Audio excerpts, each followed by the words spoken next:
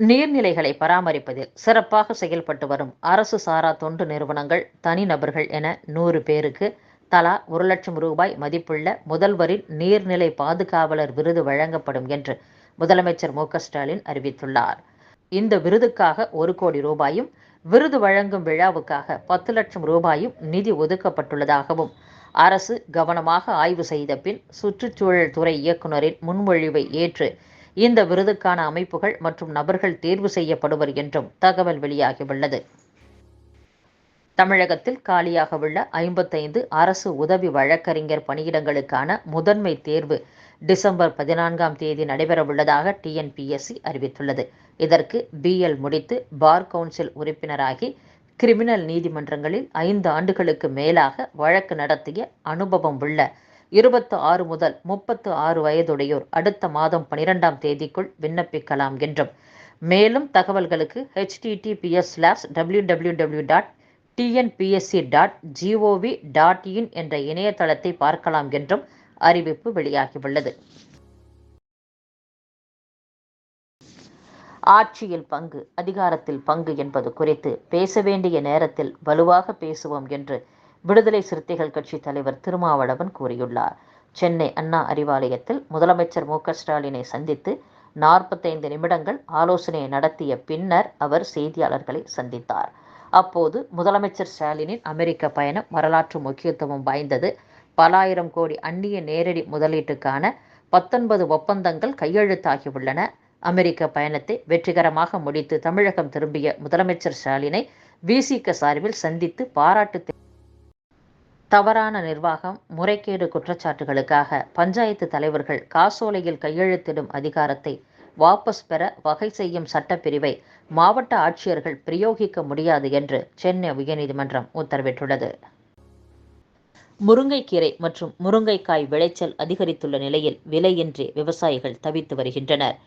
தமிழகத்தில் தற்போது முருங்கைக்காய் மற்றும் முருங்கைக்கீரை உற்பத்தி அதிகரித்துள்ளது. சென்னை கோயம்பேடு சந்தைக்கு நாள்தோறும் 25க்கும் மேற்பட்ட லாரிகளில் வரத்து உள்ளது.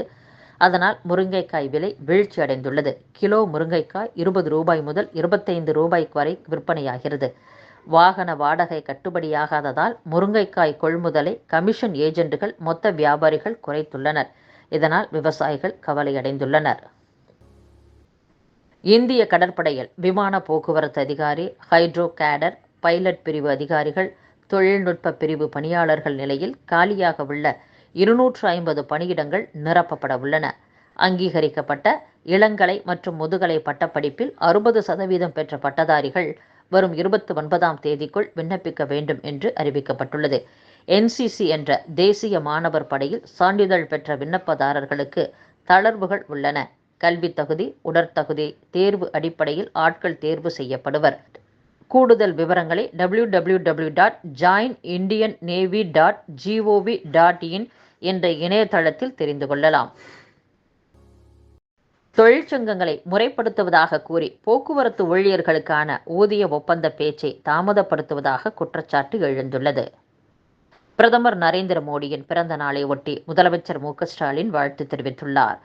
இது தொடர்பாக தனது எக்ஸ் தள பக்கத்தில் பதிவிட்டுள்ள முதலமைச்சர் மு.க.ஸ்டாலின், பிரதமர் நரேந்திர மோடிக்கு பிறந்தநாள் வாழ்த்துக்களை தெரிவித்துக் கொள்கிறேன். வரும் ஆண்டுகளில் நீண்ட ஆயுளுடனும் நீடித்த ஆரோக்கியத்துடனும் இருக்க வாழ்த்துகிறேன் என்று பதிவிட்டுள்ளார். பிரதமர் நரேந்திர மோடி இன்று தனது பிறந்த நாளை கொண்டாடுகிறார். இதையொட்டி அரசியல் கட்சி தலைவர்கள், பிரபலங்கள் பலரும் அவருக்கு வாழ்த்து தெரிவித்து வருகின்றனர். மீலாது நபி திருநாளான இன்று சனிக்கிழமை கால அட்டவணைப்படி மெட்ரோ ரயில்கள் இயக்கப்படும் என்று சென்னை மெட்ரோ ரயில் நிர்வாகம் தெரிவித்துள்ளது. சென்னையை அடுத்த பூந்தமல்லி அருகே தனியார் பள்ளி ஆக்கிரமிப்பு செய்திருந்த 500 கோடி ரூபாய் மதிப்பிலான 25 ஏக்கர் அரசு நிலத்தை வருவாய்த்துறை அதிகாரிகள் மீட்டுள்ளனர். அதிமுக கொள்கை பரப்பு துணை செயலராக ரதிமீனா பி.எஸ். சேகரை நியமித்து அக்கட்சியின் பொதுச் செயலாளர் எடப்பாடி பழனிசாமி அறிவித்துள்ளார். அதிமுக கொள்கை பரப்பு துணை செயலாளராக ரதிமீனா பி.எஸ். சேகரும், இணை செயலாளராக முன்னாள் எம்எல்ஏ ப. இளவழகனும் நியமிக்கப்பட்டுள்ளனர்.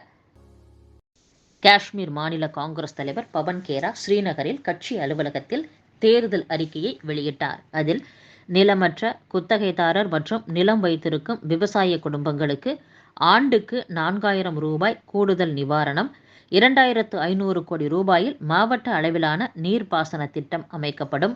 வேலையில்லா இளைஞர்கள் தகுதி அடிப்படையில் மாதந்தோறும் 3500 ரூபாய் வழங்கப்படும்.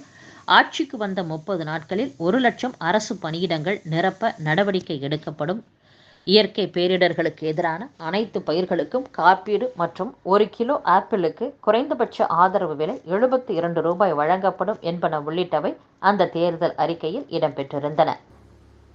ஒரே நாடு ஒரே தேர்தல் திட்டமானது பன்முகத்தன்மை கொண்ட நமது நாட்டில் நடைமுறைப்படுத்துவதற்கு சாத்தியமற்றது என்று இந்திய கம்யூனிஸ்ட் கட்சியின் பொதுச் செயலாளர் டி. ராஜா தெரிவித்துள்ளார்.